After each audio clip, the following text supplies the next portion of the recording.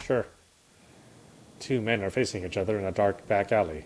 One of them stands with his back against the wall, his chest heaving as he's struggling to catch his breath. People, anybody out there? I'm being robbed! A brawny, rugged guy is yelling at metal staircases with a theatrical incredulity in his voice. With a lively step, he dances around an older man who's having trouble finding his footing. What is this bullshit? Oh, so now you can talk? Good, because I'm dying to hear what you did with my wallet, Holmes.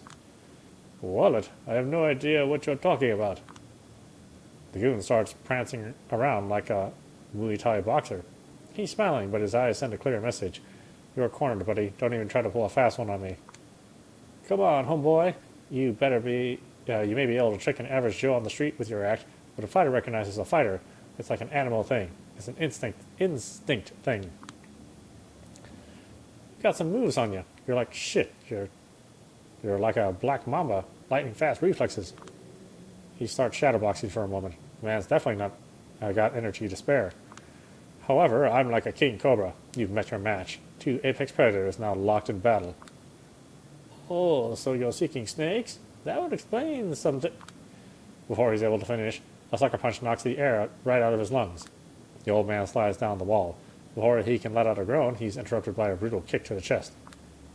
That's what I'm talking about. A fighting spirit, even when you're cornered. Ugh. Take a seat. Deep breath. Collect your thoughts before you speak up again. Remember where you put my wallet now? I'm pretty sure you broke my rib. An eye for an eye, a rib for a ribbing. Biblical punishment. It's only fair, homie. Fair? At least admit this is a mugging. Wallet my ass. Still in denial? Okay, let's say I had about $5,000 in there. Give me $6,000 and I'll let you walk away. Relatively unharmed. So you admit it. Admit what? But this is not about proper compensation. This is a robbery. Look, buddy, this is beginning to bore me. Unless you want me to go all Anderson Silva on your ass, give me what I want. Anderson Silva? Yeah, Anderson Silva. A flying knee meeting your solar plexus. The man, the myth, the legend. Brazilian Jiu-Jitsu, Thai boxing, Western boxing, Taekwondo, Wing Chun, Capoeira, combined into a single fighting style that can only be described as straight-up murder. I've been studying the glorious singularity that is Anderson Silva for years. Every move I have, I owe to him. So if you don't want this snake to turn into a deadly spider, show me the money, honey. Summer 2013, Las Vegas. Huh? Watched it live, on pay-per-view. Weedman saw through all of Silva's tricks, whooped his ass, broke his spirit, showed him for a fraud he is. The man hasn't been the same ever since. All the empty showboating, hollow taunting, drunk on his own Kool-Aid. Jesus, of course you idolize him, asshole. For a good minute, the goon silently looks down at the whimpering man at his feet, chewing on his lower lip. When he finally speaks up, his voice betrays an intent to kill. You know what, homeboy? Screw the money. This is a matter of honor now. My thoughts exactly. Ah, ha! He raises his fist. We've got ourselves a mixed martial arts expert here, huh? For your own sake, I hope you can back that talk with some self-defense skills, homie.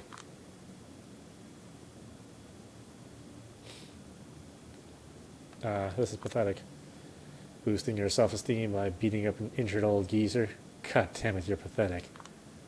He jumps at the sound of my voice, turns my way in the blink of an eye, and immediately assumes a combat stance. His reflexes are sharp. Looks like he has at least this much to back up all his bravado. Wannabe Anderson Silva's face betrays utter confusion upon seeing me. He's got no idea how I managed to sneak up to him. I don't blame him. I wouldn't be able to explain it myself. It felt like I became one with the darkness, my pure consciousness traversing a dusky dreamscape, jumping from one shadow to another, as if they were different trains of thought. I think of some experiences I've had with psychedelics. Every blink and adventure, I was outside of this alley. Blink, I was above the alley. Blink, now I'm in front of this guy. And he pisses me off. The older man slumps down. Looks like he was trying his best to keep it together and gave up once the cavalry arrived. The goon regains his composure and barks at me in an overly gruff way. The hell are you sneaking around here for, chica? Move along. This is between men. Not anymore. His fist turns towards me. I'm serious. An equal opportunity ass kicker. I respond to the threat with the brightest, most innocent version of smile I can put on. So, you're into shadowboxing, huh? Something comes over me. I can feel the darkness embracing me, whispering sweet nothings in my ear, pumping me up for what's to come. Low spinning sweep. I've always wanted to try this. I zoom in, duck below his fist, and sweep him off his feet with a powerful roundhouse kick. It's probably the dumbest, flashiest thing I could have done, but I'm feeling more confident than ever. He flies into the air, only managing not to fall because of the wall behind him. I know what he's thinking. I should have blocked it, and he absolutely should have. But instead, he just flailed his arms helplessly, as if he suddenly found himself in front of an oncoming train, a primal expression of fear that suddenly and completely took him over. I don't know how I look right now, but judging by his expression, my best guess is like the gaping maw of some primordial beast. I follow up the surprise attack with another punch to the solar plexus, or at least my nearest estimate. Once again, the effect terrifies even myself. It looks like my hunch was correct and I hit the right spot. He falls to the floor, whining like a wounded animal, tears streaming down his face. I let him collect himself a bit, and then grab him by his chin. Learn to choose your battles, homeboy. Let me go. Let me... For Christ's sake, just let me go! I kick him in the direction of the alley entrance. He staggers off, quickly disappearing from my sight. I check on his victim. Looks like he's conscious. Wow, you whooped his ass, girl. But hasn't noticed anything out of the order. Good. I was getting worried I might have overdone it a bit. That woman did say that keeping a low profile would be crucial if I want to survive. You alright? Need help? He managed to stand up. His smile is strained, but it suggests he's fine, or at least trying his best to seem fine. No, you can give me all the help. You gave me all the help I needed, and then some. Thank you, miss. What's your name? Jessica. Thanks, Jessica. I was worried for a second. But this asshole's bark was worse than his bite. He's probably in worse shape than me now. I guess that counts as a victory. I better be going. My wife is probably worried sick. But before that, if there's anything I could do to repay you... Forget about it. Just be more careful in the future, all right? A true heroine always refuses compensation for her help. At least that's how I think things should go. Never thought I'd help someone in a street fight. Well, something else, Jessica. You never want to try your skills in the octagon? Too much in love with my gorgeous face to see it bruised, battered, and swollen. Sorry. I hear you. Whatever you do next, God bless you. There he goes. God, huh? I feel like that one right now.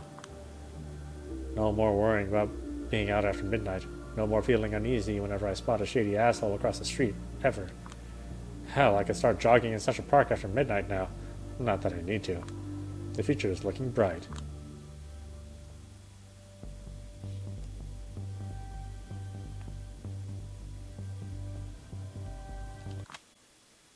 The club reeks of death and I love it. I've been here quite a few times, but I've never seen anything this breathtaking. Everyone around me is whacked out of their minds, and as they keep dancing madly, the spirits dance beside them. Spectral silhouettes phase in and out of existence, becoming more visible the more intense the music grows. It looks like a bizarre ritual, a profane mass. I notice it's the voice samples in the ghosts react to the strongest. The most suggestive ones cause them to appear distorted, even tormented. It's as if somebody was struggling to be born out of the harsh sounds, and the dead were hoping to be reborn alongside it. They're all uneasy, quivering with desire for something far beyond their reach, probably the same as when they were alive. Sometimes the living dancer spots their dead counterparts. It's usually the most manic ones who notice something out of the corner of their eye for only a split second and never realize what they've glimpsed. Some apparitions dance to a completely different tune than the rest of us, one only they can hear. Those seem the saddest. The spectacle is eerie. At times it's unbearably melancholic. Above all, it's beautiful. I keep on moving to the rhythm until I reach a trance-like state, and then something even stranger happens. Every now and then, when I brush against someone, a fragmentary vision appears before my eyes. A car burning on a freeway, an outstretched hand in the depths of the sea, a man jumping out of a skyscraper window. Memories of the past? Preventable visions of the future? I have no idea what it means, but I'm strangely eager to find out. And then there are dancers like her. Ones that aren't ghosts, humans, or even vampires, but something else altogether. This new world is full of mysteries, and I plan to get to the bottom of them all. But for now, I just want to dance. Wow, what a night. I watch Times Square from above. It's beautiful. Never thought this place could make me emotional, to be honest, but here I am, feeling deeply moved. Who would have thought? Getting up here was surprisingly easy. All things considered, it took more thought than physical effort. Earlier tonight, I started experimenting with this body's limits. I realized I could jump over small buildings and climb steep walls with ease now. My whole perception of space has shifted. I planned a scenic route across the rooftops. I did my best to avoid attracting attention, just as I was told. Stayed in the shadows as much as humanly possible. I spot a drone from afar. For a second, I feel uneasy, but I remember what she told me. Machines won't get a clear view of me anymore. Camera footage, photos, it's all glitched out or blurry. Wouldn't take it for granted if I didn't try to catch my reflection earlier on. I could see my face clearly, not in the mirror, not even in a puddle. My face looks like one of Dolly's clocks. She told me to keep a low profile regardless. Someone might take note and track you down. She didn't care to elaborate, but it didn't sound encouraging. Suddenly it hits me that I might never be able to see my own face again. Won't be able to take care of my looks by myself. And what about the long-term psychological effects? A knot of anxiety tightens in my stomach. Jesus, this is probably just the tip of the iceberg. What else is going to change? Calm down. Wait a second. These past few nights have been the best of my life. For years I was on a downward spiral, failing health, no future, a feeling of overwhelming powerlessness. Now everything's been flipped upside down. Total paradigm shift. A bad ending is no longer the only option. I'm actually looking forward to tomorrow. I forgot how that feels. Where it used to stand at mere seconds to midnight, the doomsday clock has been effectively turned off. A cold breeze brushes my cheek. As stupid as it sounds, I chose to read it as the world telling me to chin up. I can bend anyone to my will. I'm capable of superhuman strength. I'm a master of shadows. I can do anything. Tomorrow night, I'll be introduced to my duties. If everything goes according to plan, I will become a New York City representative of Clan Lasombra. Whoever they are, whatever that means, I have no idea what to expect. But tonight is tonight. I'm free. All my worries from a month ago feel like they belong to someone else. Finally, things are looking up.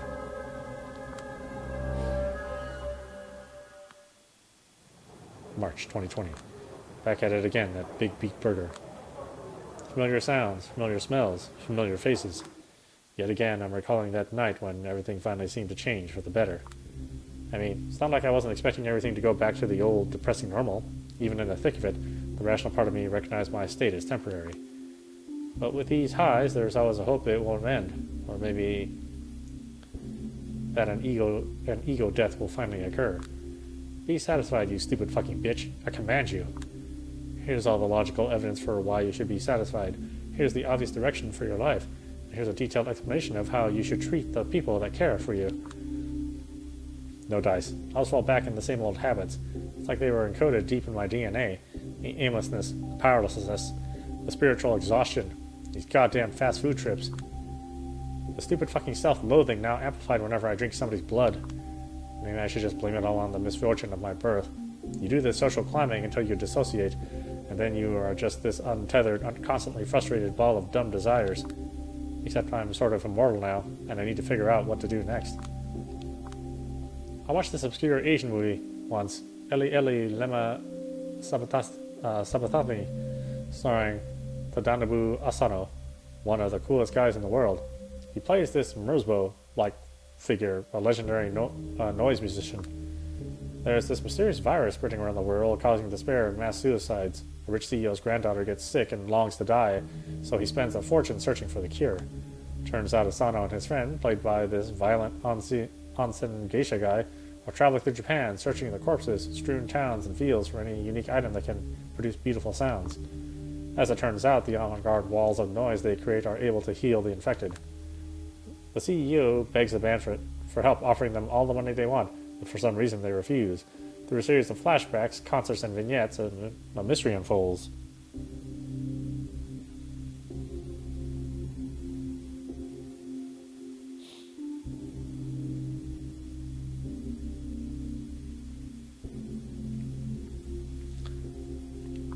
Eventually, we realize that Asano's music is not just a remedy, it's also a cause of the virus. Whenever it connects with people, they get this hunger for more extreme, more novel experiences. And eventually, they hit a wall. Nothing can satisfy them anymore. They lose the will to live. Not even the musicians are spared from this curse. They know the end will come, sooner or later. The girl is saved by a mind-blowing concert, but the tragedy is merely postponed, not averted. The last shot of a Jesus-like Asano silently considering his role as savior and destroyer stayed with me. The form of the film is abrasive. Little to no narrative coherence, some weird cartoonish creative choices, a Japanese noise soundtrack, the very free form and hard to understand weaves of themes. But at this point, movies like this are all that truly connect with me. I'm the New York City representative of the Lasombra clan now, also known as the Night Clan. They are masters of shadows who cast distorted reflections and make modern tech go haywire in their presence. Last year, a few months before I was embraced, the Lasombra had joined with the Camarilla, the biggest and most traditional sect in the vampire world. The two groups are actually used to fighting each other, but our leaders found some intel that made them reconsider their strategy, so they sent a diplomatic mission to parley with their historical enemies. The deal they got in Chicago was simple: an unlife for an unlife. For every Lasombra vampire allowed in the Ivory Tower, one Lasombra vampire has to meet their ultimate end. I still remember the name of the woman who met her final death so I could begin my unlife. Her name was Hester Reed, a sworn enemy of the Camarilla, a guerrilla fighter who spent decades opposing them. She was someone with far better principles than mine, from what I've gathered. Well, whoever she was, her execution by my sire served to convince the New York City elites to give us Lasombra a chance. Then they set out to look for a mutually agreed upon candidate who would become the clan's rep in the city. My sire searched for someone who gave the impression she was more than she appeared. The local court was looking for someone they could walk all over. After long negotiations, they decided I was a good compromise. They proceeded to systematically destroy my life, just to make me show I was psychologically strong enough to join their ranks. The turncoat special, they called it. Somehow I succeeded. And it eventually led me right back to where I started. I stopped writing and put my pen down. Will that be all? Yes, Miss Duval. I hope you enjoy your stay in London. Oh, I very much doubt I will. Just like every cultured person, I think the only good Englishman is a dead Englishman. Fucked up serial killer, privileged gun. Not interested in a small talk with someone as sociopathic as her. I finished the formalities in silence. That will be all. Tell Kadir I said hello and farewell. Safe travels. Don't let the door hit you on the way out, you psycho. Oh well. I'm the lone Lasombra in this town, and my representational role means jack shit. No title, no perks, no whatever. Right now, I'm the course gopher, doing all sorts of work nobody else will touch. My main duties? Being a sort of immigration officer. See, New York City is probably the biggest vampire travel hub in the USA, and definitely the biggest one on the East Coast. Almost every kindred arriving from Africa and Europe comes through here. The local Camarilla is nuts about bureaucracy and population control, so every vampire leaving or arriving in this town is supposed to check with me to inform me about their travels. Well, in theory at least, the VIPs play by different rules. They take care of this stuff through connections and servants. Well, for the smaller fish, I'm like a vampire Statue of Liberty, the first bloodsucker every kindred coming to New York City should see. On paper, anyway. The first after the Prince, or Kadir, the Primogen Council. These things vary. Yeah, I'm a naturally traitorous Lasombra, so they still prefer being traditional and hands-on about these things. As I said, at the end of the day, I'm just a gopher, and this work only serves to remind me I'm not quite in, just standing at the gate. They haven't even given me an office. I just meet everyone in public places, such as coffee shops or this fast food restaurant. Some consider this an insult and lash out at me, but luckily most of them understand we're in the same boat. Only here because we are curs who need to be reminded of our place from time to time. Speaking of, my last client is 15 minutes late, and I still have more errands to run tonight. This is getting irritating. To be honest, I should just find some self-respect and leave. But I won't. My sorry upbringing left me with this stupid sense of responsibility. 10 more minutes pass. Eventually, an unfamiliar woman appears by the door. She tells someone to stand by the door and walks in.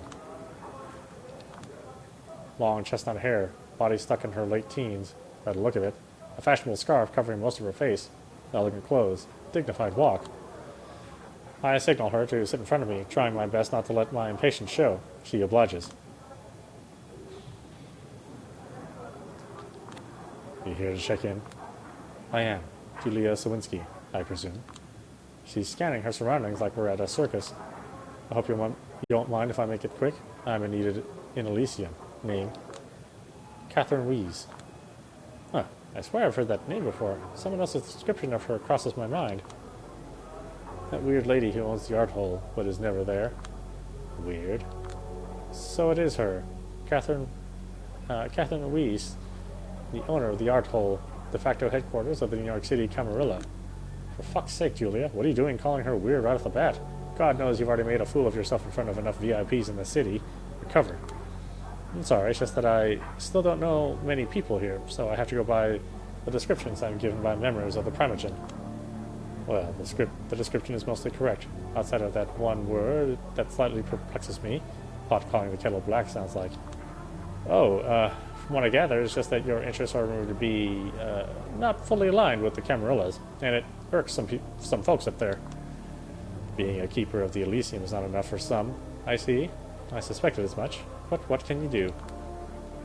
She seems chill. Good. Anyway, Catherine Wees. Wow. Yes, want me to spell it? People often have trouble getting it right. Forgive my indiscretion. It's just that people of your stature usually don't bother checking in with me. They usually report their arrival to one of the Primogen and they make all the arrangements. I heard Prince Panhard is busy with the preparations for her big party. I assumed that if I spared her some paperwork, she'd appreciate it as a gesture of goodwill. Besides, I want to meet the infamous Lasombra representative out of sheer curiosity. My interest peaked once I heard about her. She looks around knowingly. Unique circumstances. Yes, Prince Helene Panhard had trouble justifying the exorbitant rent my property would need. That's literally pennies for her. As far as I know, she's been sitting on an empty property since last year. Looks like they've got it out for you. Bad. That's what I assumed, but it's nice to get a confirmation. Well, it's not like my clan has ever been particularly popular in these parts. At least that's what I've heard. Sins of the fathers and so on. Yes, just to make sure, you've never met Hester, but you know of her. I do know I wouldn't be here if not for her. Have you two met? No, I've only heard of her once or twice. We had similar outlooks on many issues, although we tended to come up with completely different solutions. In any case, I think it's meaningful that Hester died so that you could live. They feared her. Now they fear you, and that's why they're keeping you down. If anyone who's not a VIP said this to me, I'd laugh in their face. Oh, I get what she's doing. She's trying to buy my favors. Best not to act like I'm easy to please. Stick to business. Time will tell. In the meantime, I'll need you to help me out with my documentation.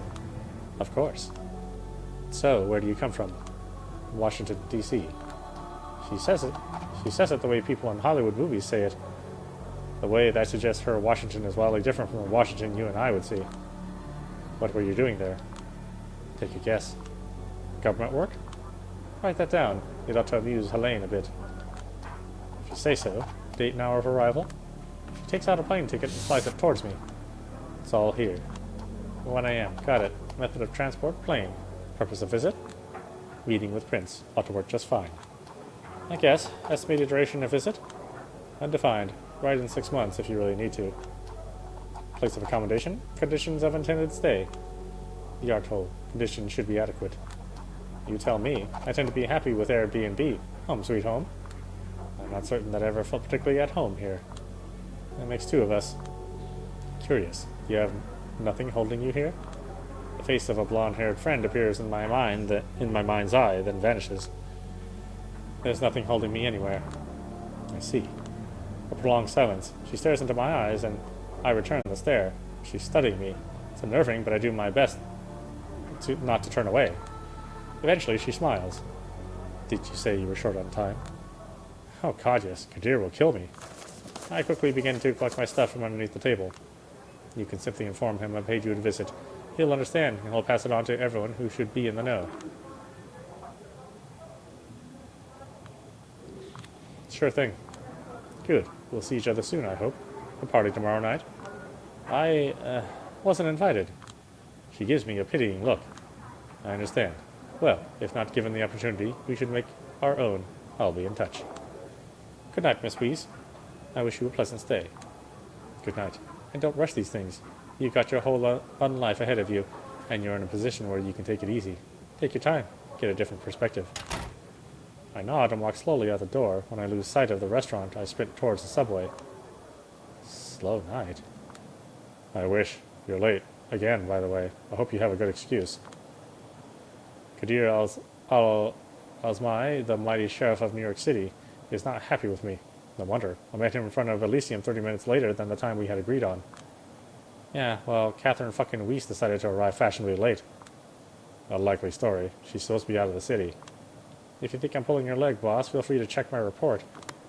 I pass him all the official papers, the way I do every other night. Kadir stares me down for a good few seconds, then his steely gaze softens. You're serious? Louise at McDonald's, with a mask and elegant clothes, surrounded by the smell of French fries and hamburger patties? That must have been one hell of a sight. Technically, it was a BBB, not McDonald's. But yeah, God, I made such a fool of myself. First thing I did, I quoted somebody calling her a weirdo. Wanted to die on the spot. Serves you right, you walking faux pas. I've been trying to teach you to control your tongue, but you never learn. It's a new gaffe every week with you. Still, there's good news and bad news. The good news is, Catherine has a fondness for vampires of humble beginnings. Probably why she decided to see you in your, shall we say, natural habitat. She's one of those rich art scene assholes who seeks out working class cred. I did say something about watching your tongue. The bad news is, she's very astute, so she can recognize a moron like you straight away. You never stood a chance at impressing her. Oh, shut up. You need me for anything here? I'll get on it straight away. I wouldn't be standing out here chatting with you if I hadn't taken care of my duties. 30 minutes is all it took to finish preparations for the big party. I'm about to see everyone off. Sorry. Couldn't be helped, I suppose, and it's more your loss than mine. I just wanted some company tonight, and you could really use the chance to appear here on official duties, so everyone could get to know your face. Heaven knows your fast food job isn't going to get you anywhere. You need to, what do they call it, hustle? You don't need to tell me that, but it's not like being paraded around for a bunch of blue-blooded douchebags is... He somehow manages to give me a painful nudge in the back without so much as a hint of visible movement. Language, you fool. They're coming out. Just stand here in silence for 5 minutes and focus on not embarrassing yourself any further, will you? Got it. The first two silhouettes appear in the doorway of the art hole. An old man in a wheelchair, pushed forward by his young servant. Haven't seen either of them before. Mr. Payne, the night is still young. Hope you find the rest of it pleasant. Payne, the wheelchair. I've heard about him. Addison Payne, one of the American Camarilla main connections to the government and Wall Street. Disabled in quite a few ways. Needs a servant to communicate. I'd be full of resentment if I was embraced with this condition, but apparently Payne is nothing but grateful for his immortality. He keeps writing fervent defenses of the traditions and Camarilla customs.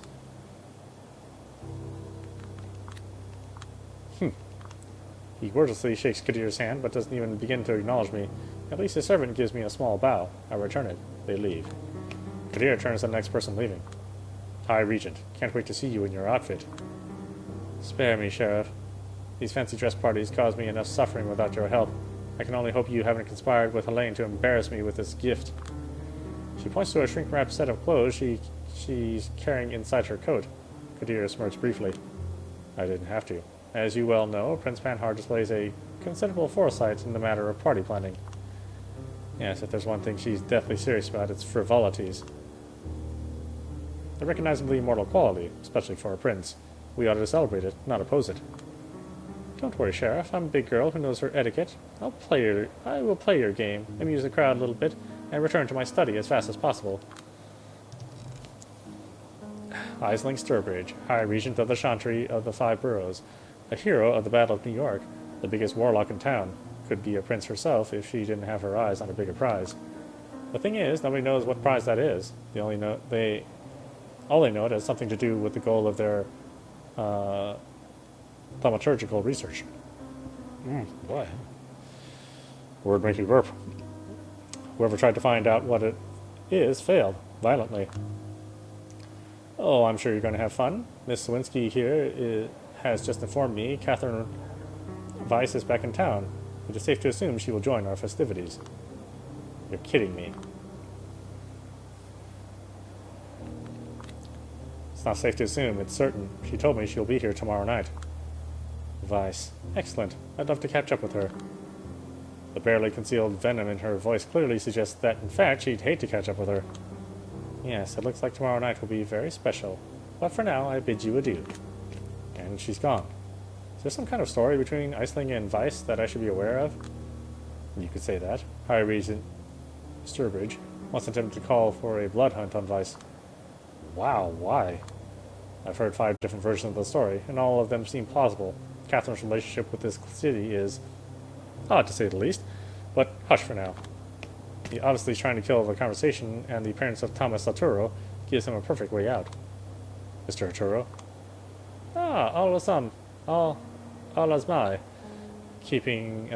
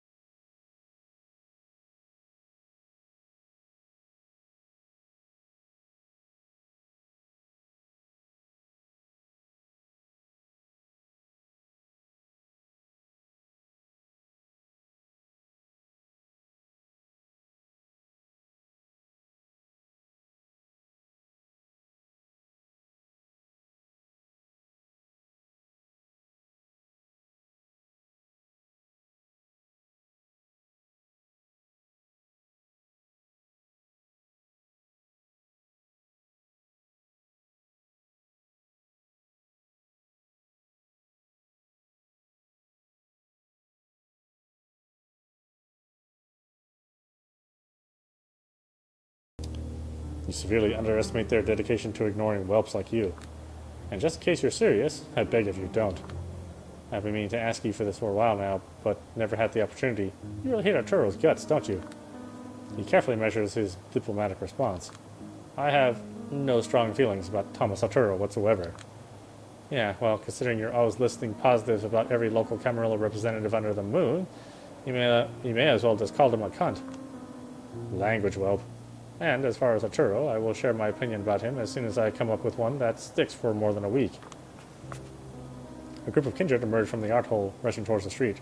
Only a noble-looking woman stops next to us. She's wearing a hijab. A hijab. Hijab? Hijab? Hajib? I thought it was a jeep. No, she's wearing a hijab, but curiously enough doesn't hide her hair beneath it. Primogen. If you were rude enough to stare, you'd quickly notice the clothes mostly serve to cover up her horrifying scars. Kadir. Oh, and young Julia. I'm doing my best not to stare because Samira is one of the few New York City Camarilla figures who hasn't been an asshole to me yet. Still here? Did the prince require the clan of the Hunt's counsel in some manner? Yes, I advised her that no matter how hard she tries, she shouldn't expect me to wear a different costume tomorrow night. She's the Banal Hakim Primogen.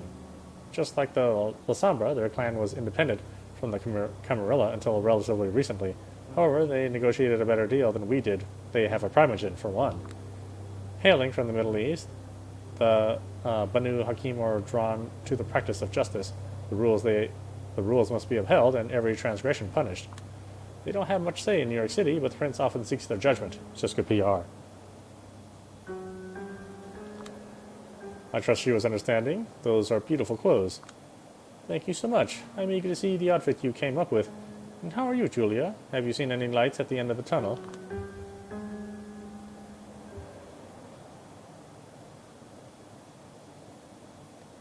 Same old, Samira. Still wandering in the dark, bumping my shin every 2 steps. Sorry to hear that. I trust you're pestering the prince and your superiors to improve your standing. It's a process. Oh, Julia. You won't achieve anything if you don't keep reaching for it. Kadir, weren't you supposed to teach her the ropes? I'm trying to, Primogen, but with this child, it's always a process. I can only wish you good luck then. Good night, Julia. Good night, Kadir. Good night. Have a safe trip. The yard hole has to be almost empty by now. You like her, don't you? Stay with your class clown act, whelp. It only serves to reveal deep insecurities. Wow, that's harsh. It's factual. Were I harsh, as you claim, She did tell us to call her Samira, but you're still keeping your distance with that Primogen shit. Watch your profanity, and don't project your fantasies onto me. I won't give you a lesson about professional boundaries, but I suspect the way you will eventually learn it will be extremely unpleasant.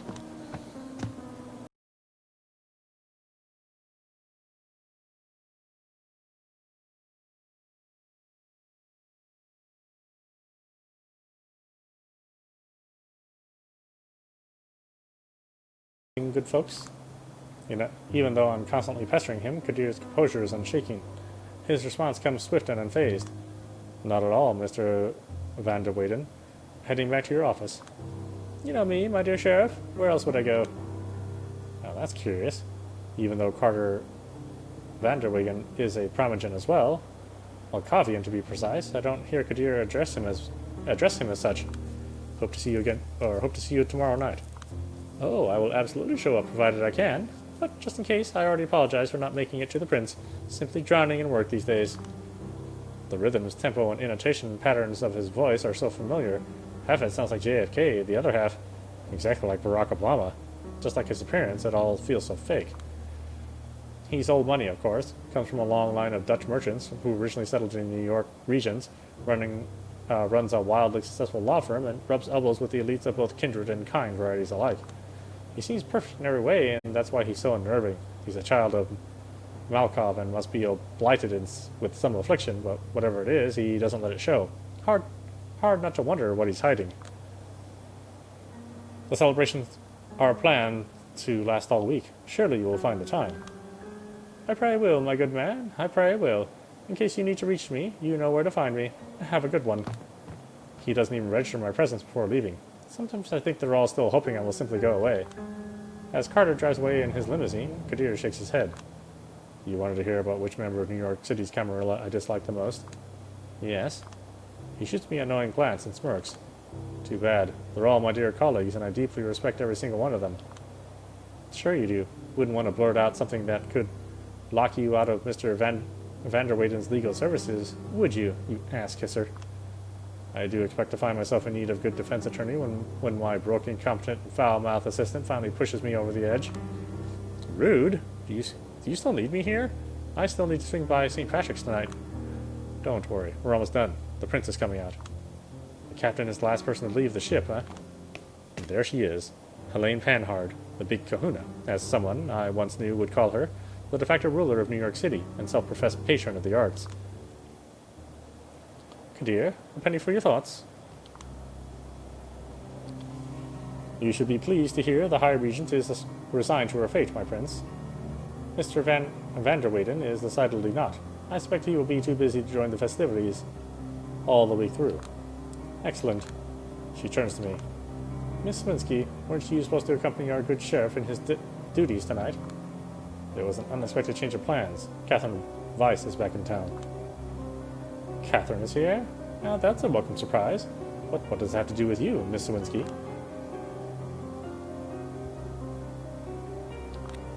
She said she didn't want to trouble you with all the paperwork regarding her arrival, Prince Panhard. It's all been taken care of. Kadir has already been informed of everything. That's certainly a nice gesture, but wait a minute now. Where exactly did you meet her? In a fast food restaurant, my prince. I see. Helene rubs her eyes. Catherine and her love for proletarian amusement. I suppose it will be a source of amusing anecdotes this week. If we want to avoid these situations in the future, it might be a good time to discuss offering Miss Sawinski an office of her own. We'll get to it eventually. There are more pressing matters at hand. The festivities start tomorrow, and there's still so much to be done. Will you make sure the yard hole is secure before leaving? Certainly, my prince. Have a good night. Good night, Kadir. Good night, Miss Sawinski. We'll talk about your work soon. Don't worry. Of course. Good night, Prince Panhard. A chauffeur escorts her to a limo. There's an awkward silence between me and Kadir until the car disappears around the corner. More pressing matters, huh? Penny for your thoughts, Sheriff. I'm certain an image of a keeper of Elysium stuck in a fast food restaurant will linger in Prince Panhard's mind.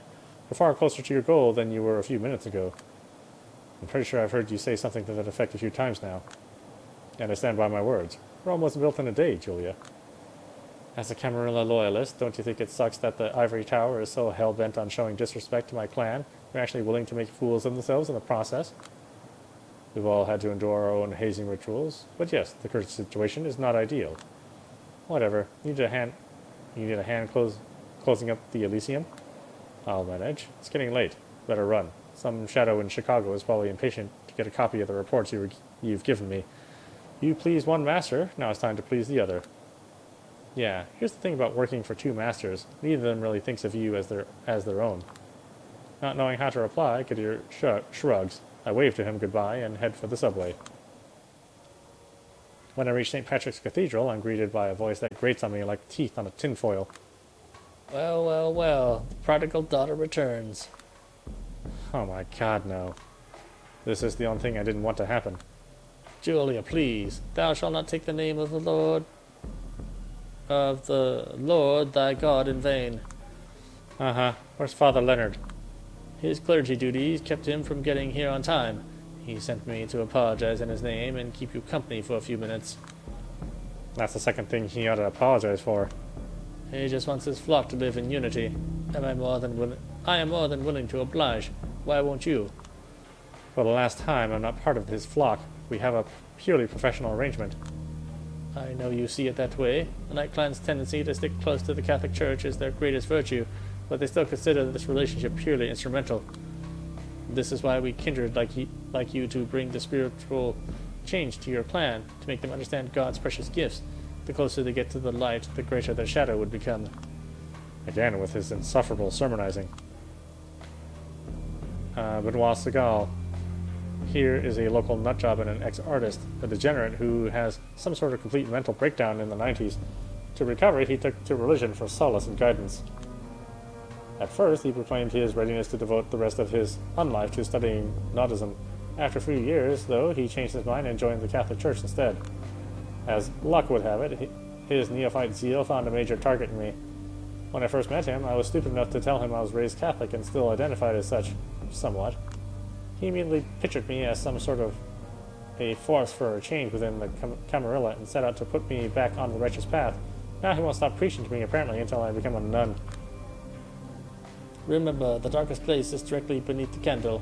You turncoats have this unfortunate predisposition to find salvation right within your grasp and then lose your way in the shadows. Christ, once he starts, he won't stop. I guess it's time to bring out the big guns.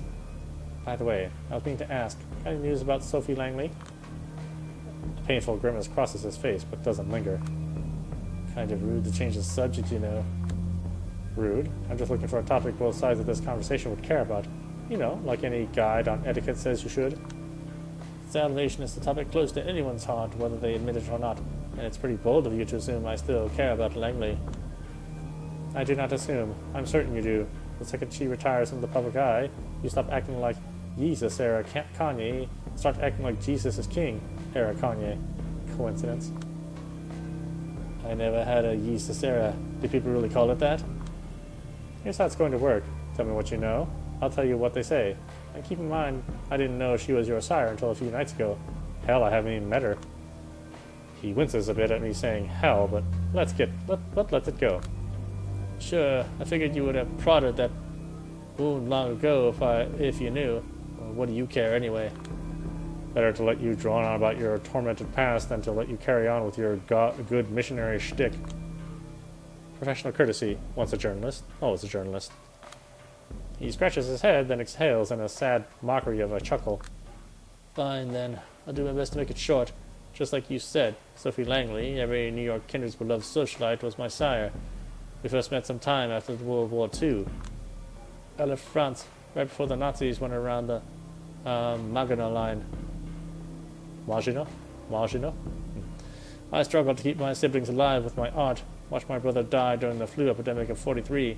I was close to losing my mind. That's when she showed up. Said the sheer torment in my work caught her eye. She became my patron, allowed my talents to flourish, and supported me financially. Eventually, she embraced me. Alright, why don't we stop it there? This is audap. You've been watching Vampire the Masquerade, Shadows of New York on Nintendo Switch. I really like these visual novel series. I don't like the board game so much, but I like the visual novel series, and the CRPG apparently is pretty good, if not incredibly buggy. But we are going to get Vampire the Masquerade 2 at some point in time next year. So, maybe this year? I doubt they'll make it this year. So we'll see what happens when that comes out. I'm sure I'll play it. Anyway, I hope you enjoyed watching. I will see you at the next stream.